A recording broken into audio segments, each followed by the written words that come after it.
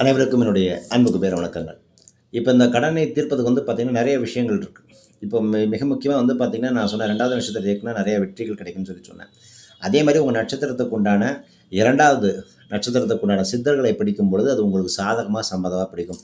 அதாவது உங்க நட்சத்திரத்துக்கு உண்டான 2வது நட்சத்திர சித்தர்களை பிடித்தோ, அந்த 2வது நட்சத்திரத்துக்கு உண்டான அதிபதி தேவதையை பிடித்தோ, அதுக்குண்டான அதிதேவதைகளை வழிபடும் பொழுதோ, உங்களுக்கு கேட்டதை எல்லாம் அது குடுக்கும். வளர்ச்சியை நோக்கி நகர்த்திச் செல்லும்.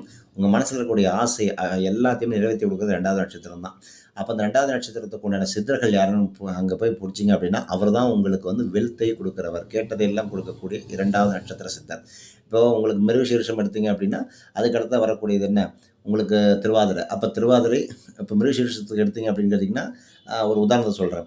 ஆ திருவாதிரை, சுவாதி, சதயம். இது 3மே பார்த்தீங்கன்னா, உங்களுக்கு கேட்டத குடுத்துரும். அப்ப அந்த நட்சத்திரத்துக்கான கோவில் இதெல்லாம் தேடி போம்போது, நிச்சயமா எல்லா வளமும் கிடைக்கும்.